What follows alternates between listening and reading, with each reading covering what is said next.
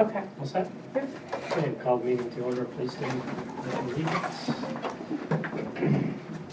Pledge allegiance to the flag of the United States of America and to the republic for which it stands, one nation, under God, indivisible, with liberty and justice for all.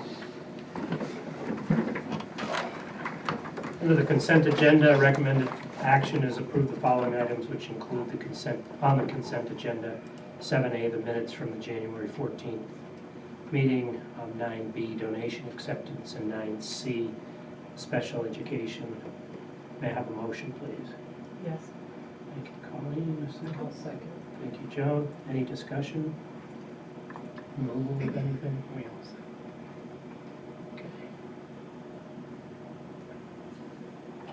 Okay. All in favor? Aye. Aye. 5-4-0 against, motion passes.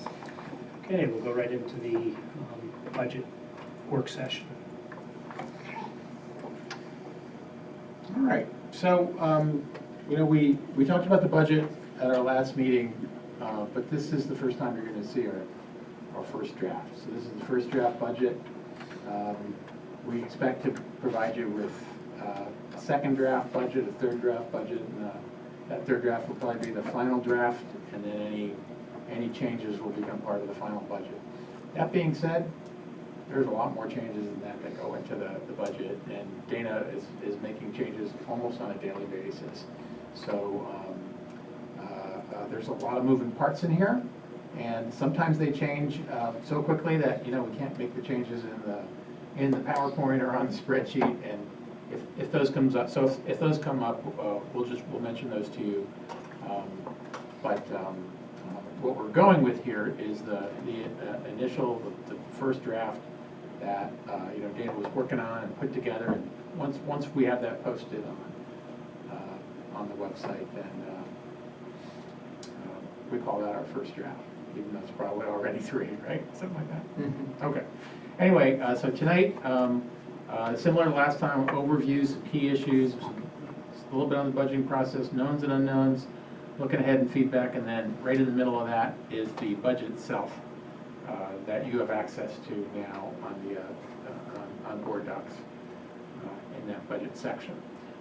So we talked about these last time, that our decisions when it comes to school budgeting, our intention is to base them on sound goals that are part of other planning efforts, like the strategic plan, like your board goals, like our future planning efforts, and then on the realities of our financial situation, including a tax cap.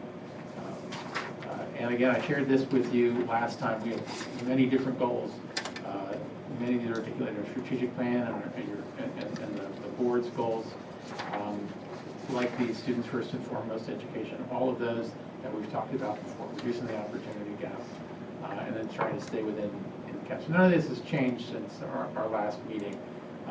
Just want to make sure that we remember that once you get to the spreadsheet and the numbers, that they're not just spreadsheets and numbers, that they're based on something.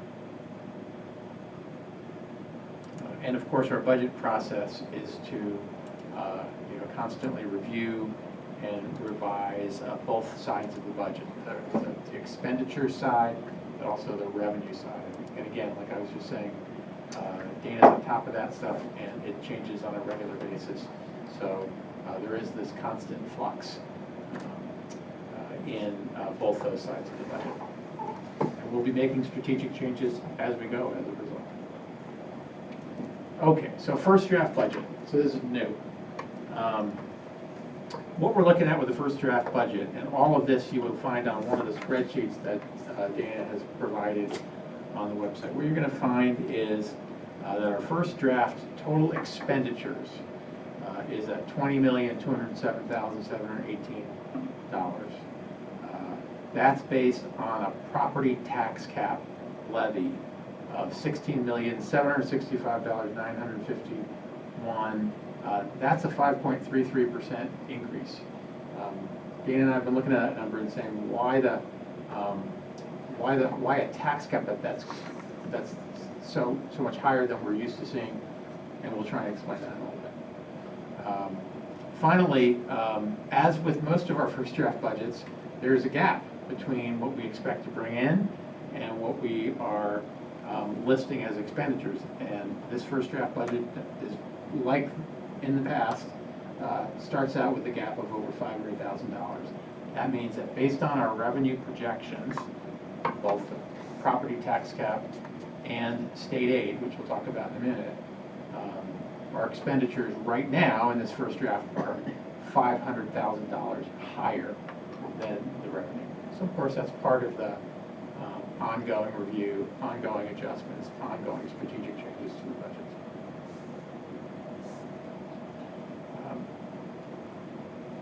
Broadly speaking, we have some areas of expenses that are higher than many others. Sometimes in school districts we pay attention to the little details, and nothing wrong paying attention to the little details. We do it all the time. I think I used an example earlier today with you, Martha, that sometimes we say, well, we got to save paper in the copy machine or something like that. We spend a lot of time focusing on that, and that's all well and good. But these are the expenses that are the highest, and you can see with the blue bar what we spent or what we allocated for these areas in last year's budget. Actually, it's this year's current budget, 1920 budget. And then the red bar is in this first draft budget, what is allocated so far, right? So what is being budgeted in those particular areas. I'm gonna, in a few seconds, I'm gonna ask Dana to comment on some of these, just in case you wanna highlight some things, Dana. But overall, what you see here is that salaries, far and above everything else, is our highest expense. And when you put salaries and benefits together, it's 75% of our expenditures. So it's very difficult to make changes to our expenditures without having an impact on salaries and benefits.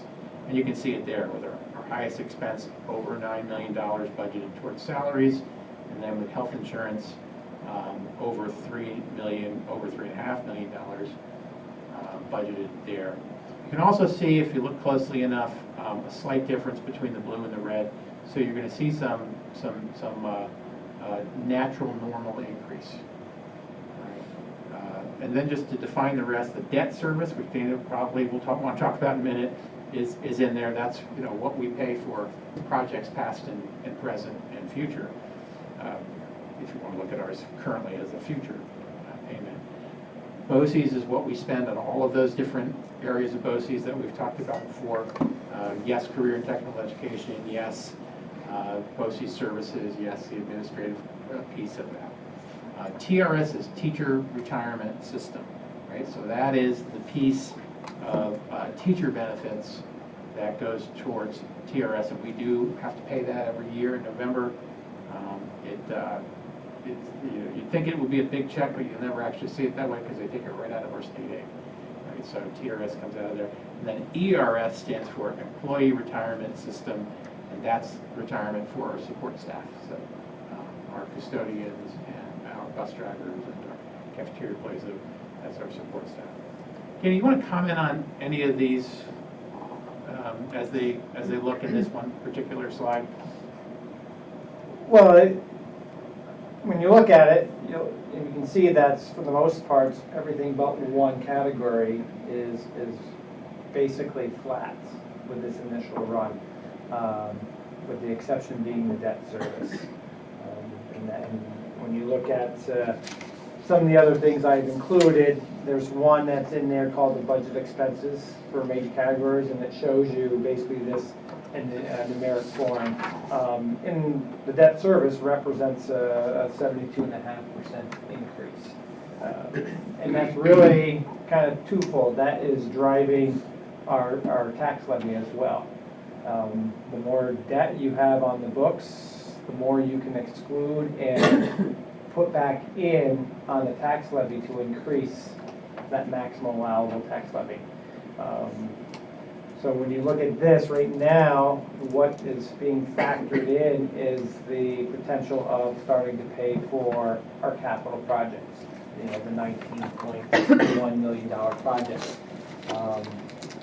Because it is tentatively scheduled to be complete in December, or by December. That is in the budget year, which means we could conceivably have to make a payment by the end of this budget year. Typically, we make payments in June. The information I got from fiscal advisors in terms of the debt service schedule for this bonds, it was 1.5, $1.6 million for the payments, 900 and some thousand dollars for the principal, 600 and some thousand dollars for the interest. That's the first payments.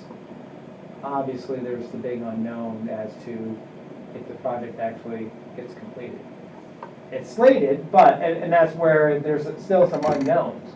Got a budget for it, because if it finishes on time, we potentially could have a payment. At the same time, if it finishes on time, we have the potential of getting full building aid, which right now is not calculated as a revenue source, or not in its entirety. This $19 million bond is not part of our building aid that has been calculated.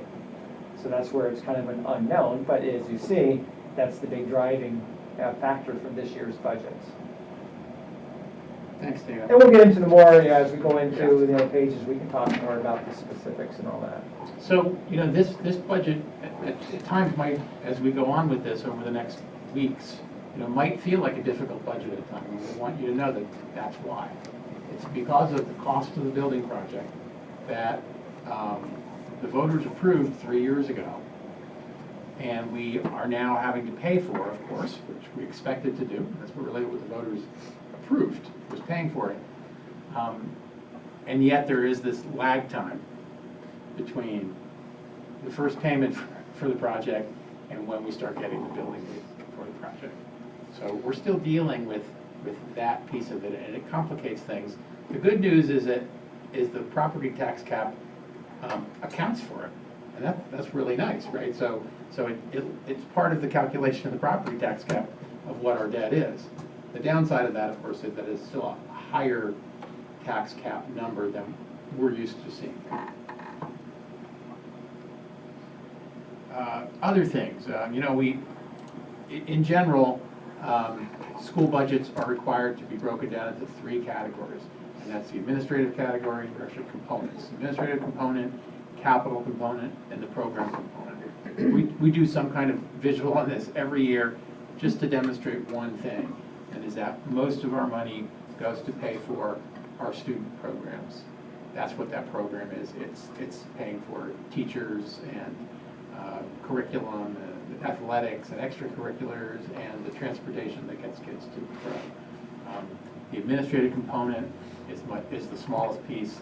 The capital component, the maintenance of our facilities, is also much smaller than program, but larger than administrative. So those are the current numbers that exist with this first draft budget. Those numbers will change, but the proportion won't change much. Last time, we talked about the knowns and unknowns, and I think I said something like, the known category is going to grow while the unknown category is going to shrink. And that's exactly what has started to happen. Matter of fact, if we were to update this at this particular moment, we would probably add a couple to the top and remove a couple from the bottom, because some of this stuff's starting to come in right now. But basically what we know is the CPIU, what the tax cap is built on, is 1.81%. We know our tax growth factor, which has really helped build our, I think has helped contribute to the tax cap calculation, is 0.0044. We know that we have this BOCES capital project that we talk about a lot, but that's not going to be seen in the budget. There are some things that aren't in the general budget. That's one of them. Our pre-K costs are not in there. There are things that are not in the general budget. But we know we talk about this one a lot, so we just want to show that that'll come from reserve, not from the general fund. Our initial state aid amounts are now known. And that came out during our last meeting, in the middle of it, and we had to try and decipher things and figure out what was going on. We could certainly talk for a long time about that, but that was a point of discussion at the advocacy breakfast on Thursday. Martha, Jeff, and Rick were there. And we can talk more about that if you'd like to. But we know what those amounts are, along with some of the accounting changes that Governor Cuomo has proposed. And then the last unknown on this list is our TRS final increases. That was an unknown also last time. What we know is that the state, the TRS, will bill us next November for 9.53% of all of our professional salaries. And that number is higher than last time. It's higher, if you do the math, by 7.6%. So TRS actually did increase in a fairly sizable way, not steeply, I guess is a better way of talking about it. Dana will mention later that you might not see a dramatic increase in some of these areas because at the same time while this is going up, Dana's also working on a project to build our budget in a little bit more of a, how would you describe that? I guess the best way to describe it is really looking at what has kind of contingency amounts that have been put in the budget over the years to anticipate emergencies, whether it's employment, building issues, things like that, and looking at these contingency areas that have been built in and really start cutting away at that. Particularly in the capital projects stuff. It's not a specific area, but there's lines there that have built in for emergency construction projects and things like that. That we've been fortunate to be able to use over the last few years to buy certain things at the end of the year. The trucks, the security cameras, things like that really came from these funds that at the end of the year, we didn't have a major repair that had to happen, so we were able to use it elsewhere. But looking at little things like that and saying, okay, do we need X amount of dollars for this? We're just finishing a $19 million capital project that's fixing most of our major components, roof, heating system, fuel tank, things that if they go wrong, it's a sizable repair, and most of those things are being addressed. So adjusting accordingly in the budget. And again, those are the kinds of topics we can take in greater depth whenever you want to or at a later date. And so we'll just try and mention them as we go, and then see where that takes us. But as far as the unknowns go, when we drew up this slide, health insurance increase was not known, but that information is coming out now. So, but this budget doesn't reflect, it still reflects what we estimated originally, which was 3%. Right. Yeah. But it is lower for next year, so we'll see some changes next time. Of course, we don't know the actual salary increases. Of course, we don't know the final property tax cap yet. We still have a few weeks to go before we finalize that. Of course, we don't know where our BOCES costs are yet. We don't know what our employee retirement system costs are yet, or if there's any increase. We're estimating 0, but it might go up. Our final state aid amounts is often the last thing we know before you approve this budget. Our building aid, as a part of that final state aid, we don't know if it's going to be different. So right now we're going to be using the numbers that are on the state aid sheet once we're able to make those revisions. You'll see that next time too. All recommended future planning expenses are unknown. You're going to see a much shorter list this time because again we're trying to get to a budget that we can then work with to eventually balance. You're not going to see the impact of retirements yet, and then this use of appropriated fund balance, the decrease or elimination. That's kind of what Dana was talking about before. Dana's really trying to make this budget more of a more precise budget, I think, is the way of looking at it. And that means drawing less from reserves and also being more accurate without the contingency piece that Dana was talking about in specific areas. So anyway, last time I provided you with some long lists of things that we had talked about. We still know what those are. We'd still like to provide them. This budget right now, however, is including a much shorter list of those, including our math program. The math department's been very hard trying to build a much more cohesive curriculum. They're ready to do sort of a major purchase on math series, both levels, K-6 and 6-12. And those are over multiple years, those costs. We have, we've worked some wellness equipment into this budget. We think we're going to be able to pay for it either in the general fund or some other funds.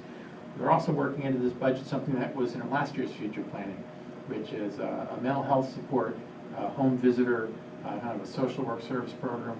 We've been trying to craft out something that we think we could afford. This would be kind of a 1 day a week home visiting effort. We can talk more about that another time. But if we can keep that in the budget, one way or the other, either through the general fund or through some kind of grant funding, we think it'll be of benefit to kids and families. And of course, like I said before, we have others to be determined. So that's kind of the overview. And what Dana's provided on our budget agenda here are the specifics, the real numbers. And so I think what I'm going to do is I'm going to ask Dana to walk through whatever case you think is reasonable and whatever the board is interested in hearing through the detailed budget and the tax cap calculations, whether you want to do a really brief overview or go into any greater depth in any area. I think that's up to you and the board. Well, the document you see up there, that's probably the first page of a 14-page document. We won't go through that. That's something you guys can look, but that is basically the budget line by line. The last page is the revenue source, but I did pull out the revenue source, so it's a standalone single page, so you can kind of look at that. So I don't know if you want to look at the budget estimates first or look on the revenue side first. It really is up to you guys. We've kind of given you a nice little overview. I don't know if you want revenue or the estimates. Estimates. So when you look at the budget estimate, I got really two different documents that you could focus on. We can look at the first one, the budget estimate. This is the one that has the blue highlights on it. You'll see the budget number up top, the $20,207,000. That is right now representing a 4.22% increase. You'll see what the estimated levy is currently, that's that 5.33. The estimated tax rate right now, if the tax levy is to stay at 5.33, would be $7.37 for every thousand. It's a rate difference of 0.52 to 0.19% increase. Basically, it's currently at $7 per 1,000. It would go up to $7.37 per 1,000. And you can kind of see where the difference is. Salary increases. It's only $21,000 right now, and a reason for that. Two main reasons for it is one, we have some unknowns, and two, really starting to look at again some of these contingency areas that in the past have been areas where added some extra because we could to anticipate or emergency hirings and things like that. And so looking at that line and saying, okay, when you look at the actual budget, you'll notice that just about every salary line is the same. The difference, why you have the $21,000, is there are certain lines that have their increase already in because they're standalone. My salary, Roger's salary, the principal's salaries, those are all standalone. You can look up and say, I'm a business administrator, what is my salary? That's a specific amount. Whereas teacher salaries are grouped, K-5 and then 6-12. And then special ed, same way. And then TAs, they're all grouped together. So the individuals that have their salaries actually reported in a standalone line, that's what makes up the difference. So those increases are already, those are known increases. So that's why that it's a $21,000. Everything else in salaries I've remained the same. FICA, that's built off of the salaries. And that's actually right now currently a decrease. ERS is a little increase of 21,000, kind of decrease with teachers' retirement system. So even though the rate's going up from 8.86 to 9.53, I actually have it currently in this budget at 10%. So you'll see a change there. Health insurance, that's a $109,000 increase, and that's off of a 3% increase right now. That will actually go lower because it did not come in at 3%. The others are pretty minor increases. Dental and vision, those usually stay relatively flat. I think I anticipated like a 1% increase there for those. Those generally stay pretty flat, as well as workman's compensation and unemployment. Those are usually flat numbers. We don't see a lot of spikes there. So all said and done, you look at it, it's an $819,000 difference from current year budget to this first budget. And as you can see, a good portion of that is tied to the debt service. Some decreases in operating expenses, decreasing of some handicaps and special ed tuitions. We had a sizable budget there under the special ed that was more for students going to residential or Plattsburgh. We had a couple students going to Plattsburgh. Thus far, there doesn't seem to be the need there. So looking to reduce that by $100,000 because it seems like the students that were going there are seeing some good success. And it still leaves about $125,000 in that line just in case. Right now, I mean, something could change between now and the next budget where we need to put it back in because a student comes into the district or something comes up and we have to send a student to a residential facility. So that could change, but right now, all the signs indicates that this is an area that could see a cut. Question on this budget estimate sheet? There's the next one, budgeted expenses for major categories. It's basically the same information that I just showed you.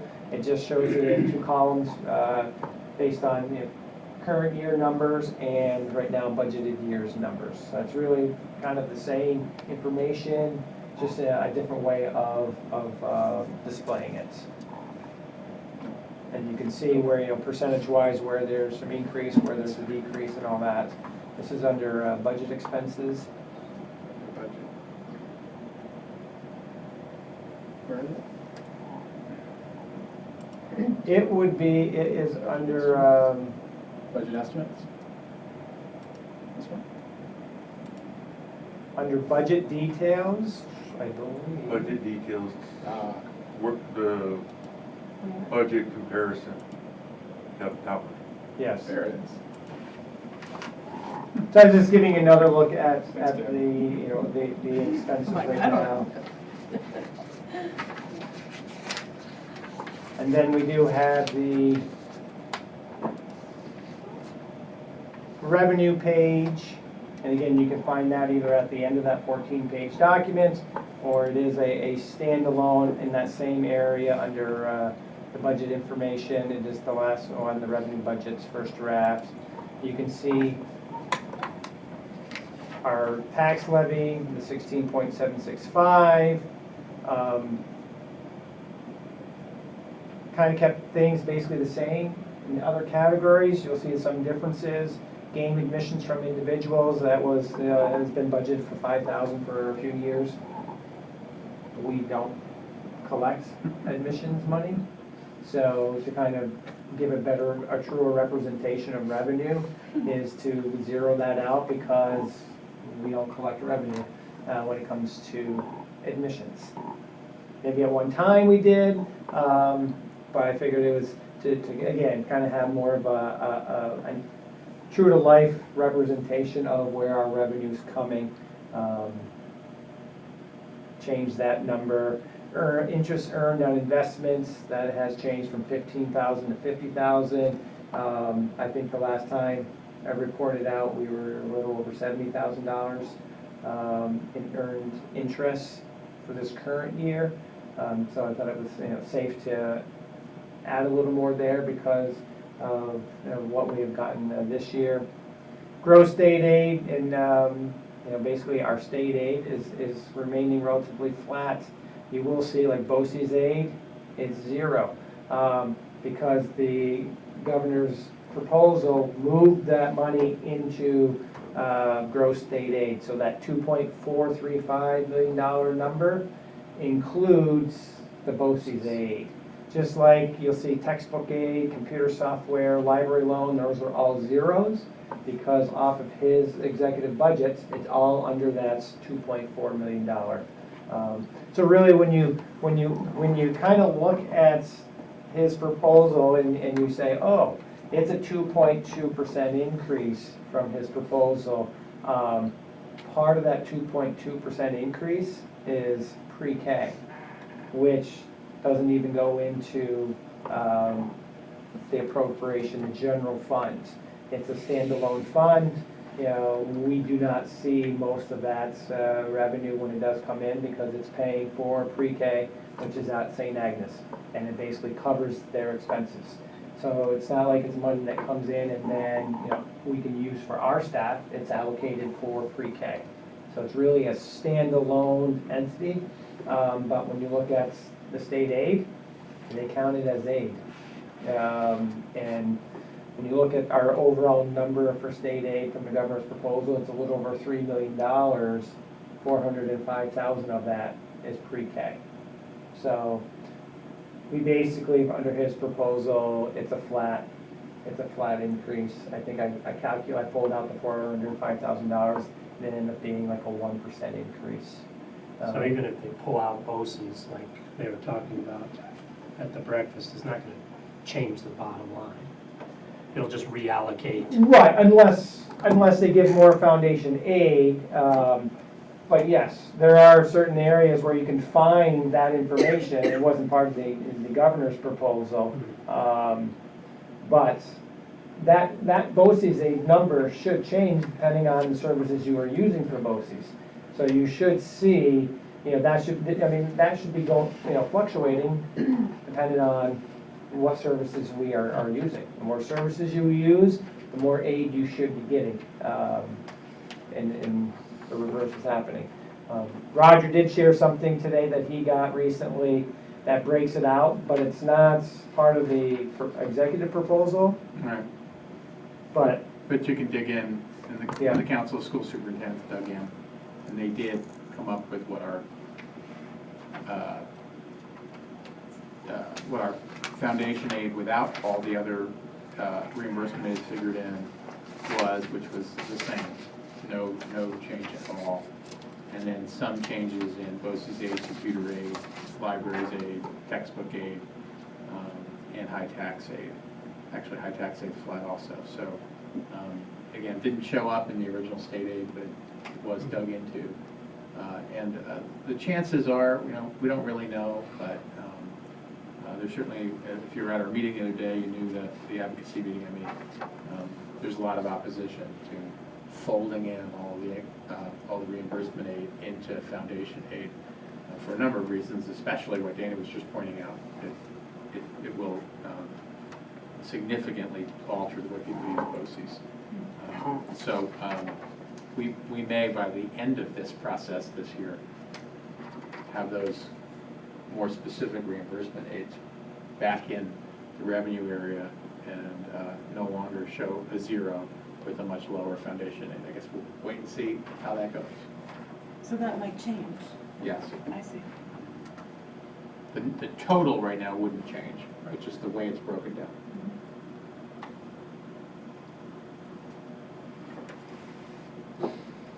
question on the revenue, kept Medicaid assistance the same, and as you can see, the very bottom, right now currently not putting in the appropriated fund balance amount of $520,000. So again, the goal, we talked about it last year, And this year, really trying to make a concerted efforts to remove that as kind of a filler. Yes, but in reality, on the other side, the expense side, we do have to, figure out a way to reduce the expense side that same amount because we need a balanced budget. And, ultimately, even though we have not ever used, as far as we know, the appropriated reserve amount, that's because expenses have been, things have been built in. The reality is now with the capital project, and that is going to be, if you really look at it, that is where the increase is going to be, is the capital project.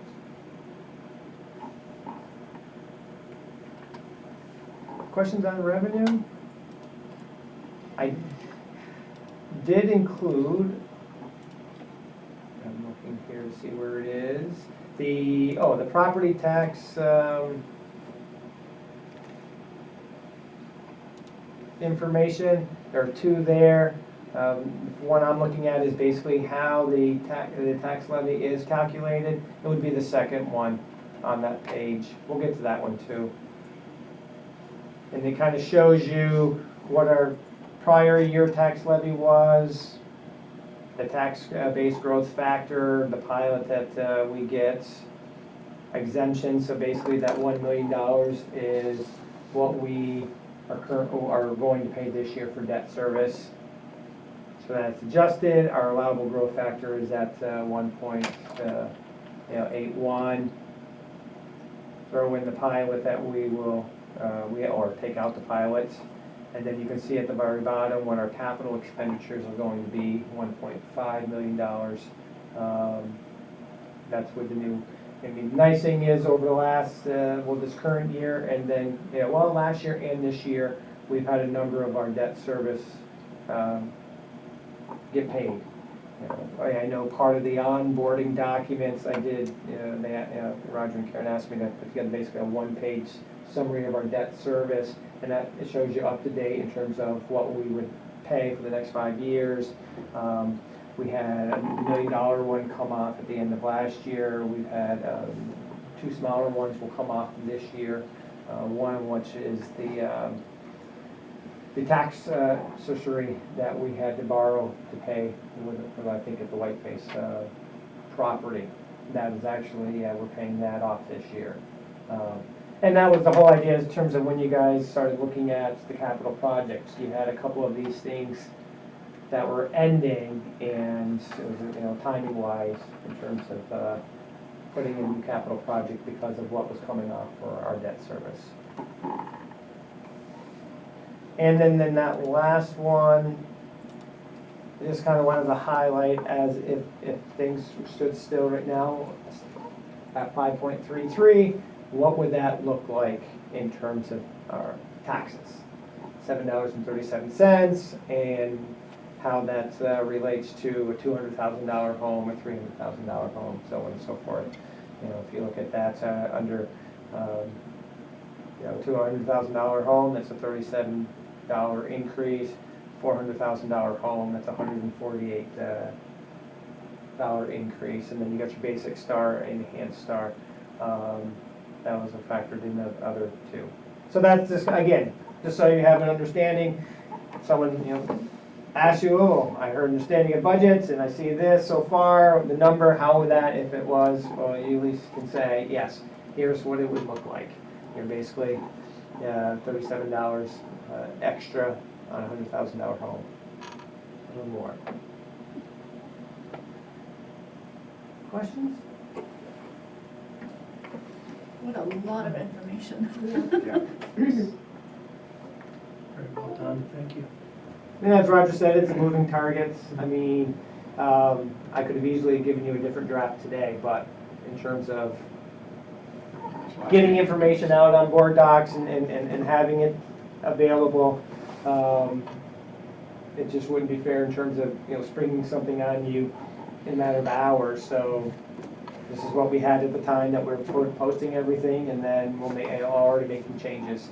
As you know, there's the fine tuning, and generally speaking, the number we start with is not the number we're gonna end with. So, from here, right, tonight is our first draft work session. We expect additional work sessions on the 18th, which is our next meeting, and then March 17th, a month later. We expect our tax levy to be submitted by the deadline of March 1st. We are shooting for a final budget draft by March 31st, so we're still close to 2 months away from that date. And then the board will need to adopt the budget at some point, and that will likely be either the March 31st date or April 20th, which is the last possible date for approving the budget. So if you're away for spring break, that's the Monday you get back. In terms of budget hearings, May 5th and May 12th, and then the budget vote on May 19th by hand ballot, I believe. Is that correct? Yes. I think so. And then just to remind everyone that, we don't have a lot of people here today, present company accepted.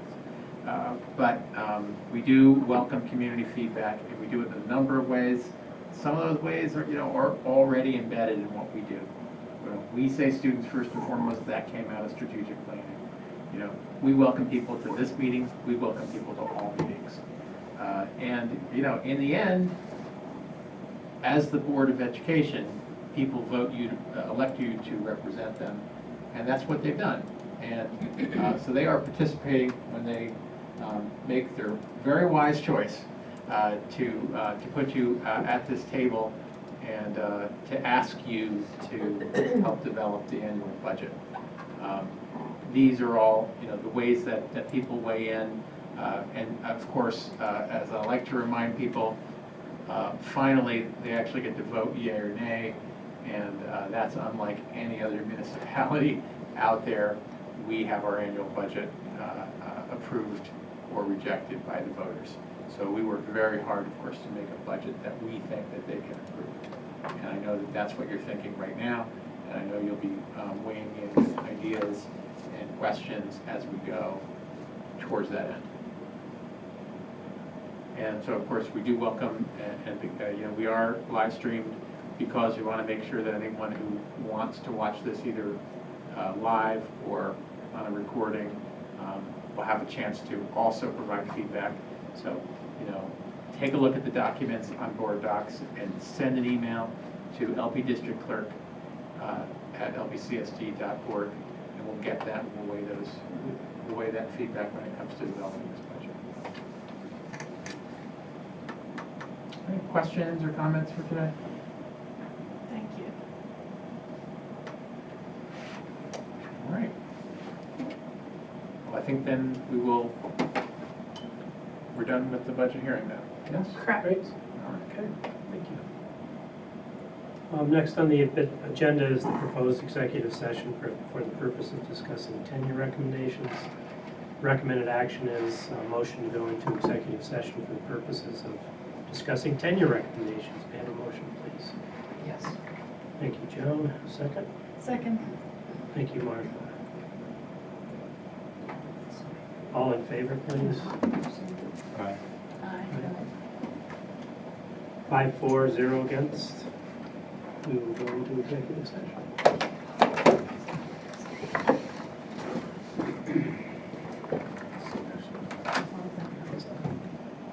Tag her.